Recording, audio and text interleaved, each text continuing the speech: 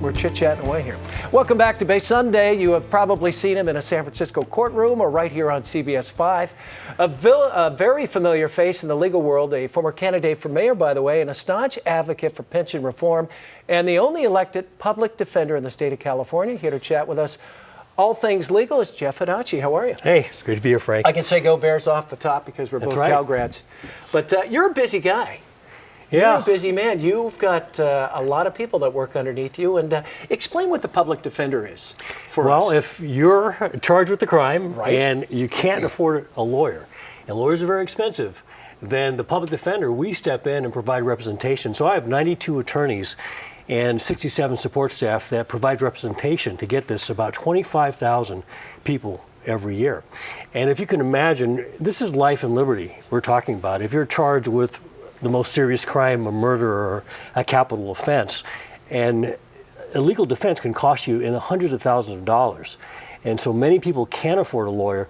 Our Constitution says you have a right to an attorney, and that's what the public defender does. And we also make sure that constitutional rights are protected. Well, let's talk about that because you guys kind of oversee the state a little bit as well. It's not just representing a lot of these criminal cases. If something's going wrong in the state and you want to get your nose in it, you do that as well. Talk about that. I mean, it's interesting because the public defender is the only agency that is essentially a watchdog for people's constitutional rights, individuals' constitutional rights. Because if you think about it, who is going to enforce the Constitution? Now, the government, if the police are searching your apartment without a warrant, if they're stopping you without probable cause, who's going to object? It's going to be the public defender.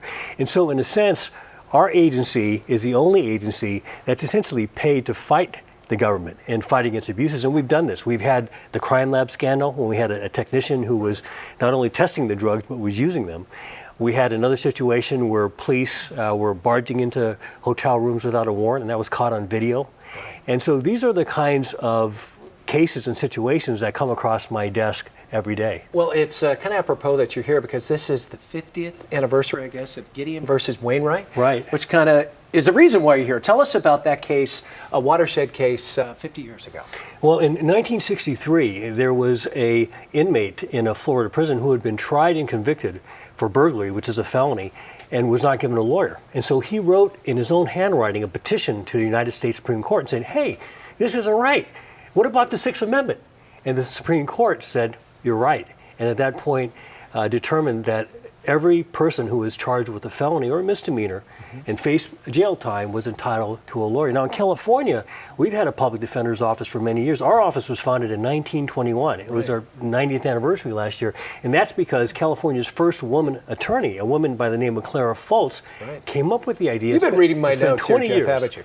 It's been 20 years trying to, convince the legislature to have a public defender's office. So that's why we have one here in California, and we've had one for many years. And did she become the first attorney, female attorney in the state of California as well? Back in 1870, and she was from San Jose. She was a single mother, divorced mother with 5 kids who wanted to become a lawyer. One problem, the California State Bar did not admit women. So she had to sue, and she actually sued the law school that I went to, Hastings, and was admitted and became the first woman lawyer, became a criminal defense lawyer, and then did a number of things, including coming up with the concept of a public defender. Now, you have handled so many cases, thousands of cases. Do you find it difficult to detach yourself from, say, a murder case, just petty crime or whatever? Is it tough? I know as an attorney, you got to just kind of stay in that gray area, but hey, we're all human, right? Yeah. I mean, sure. I mean, we're all human beings, and so when you are presented with a case, you're going to, have certain feelings about that case based on your own personal experience. But what's important is that our job is to represent the individual and not be judgmental. I can't look at you, you know what, I think you're guilty, so I'm not going to do a good job on your case. It's our job to make sure that everyone gets a vigorous representation. And also it's important that we do an independent investigation because often mistakes are made. A witness might say that a person did. We had a case right out of My Cousin Vinny where they had a videotape that showed a car, and they had thought that our client was the one that had robbed the bank. Well, it turned out, you looked at the wheel on the car, it turned out to be a different wheel, just like the movie. They figured it out, right? And we had the videotape, and it turned out it wasn't him. So again, you can't always assume based on what you read in the newspapers, that a person is guilty, because often we look into the case and do an independent investigation, and it turns out to be very different. You've got a big week coming ahead. You're going to Chicago for a national award. Tell us about that. Well, there's an organization called the National Legal Aid and Defenders Association. It's a national organization that oversees legal aid in the United States, and they've honored my office and myself with an award, and so I'm going to be able to go to Chicago, where it's even colder than here. Yes, it is. But I'm very excited about accepting the award, and really on behalf of the good work of my office. You know, we do a lot of things outside legal representation. Right now, and in terms of the state, they're sending state prisoners back to local counties like San Francisco. And so we are developing reentry programs that help prisoners not only stay out of trouble, but make sure they don't end up going back into the prison system and make the community safer. Well, you're a busy man. We thank you so much for coming in. And a Cal grad, by the way, do you know who the next football coach is going to be? We'll throw that at you. Well, that's a good question. I wouldn't want to place a bet on that. Good luck right now.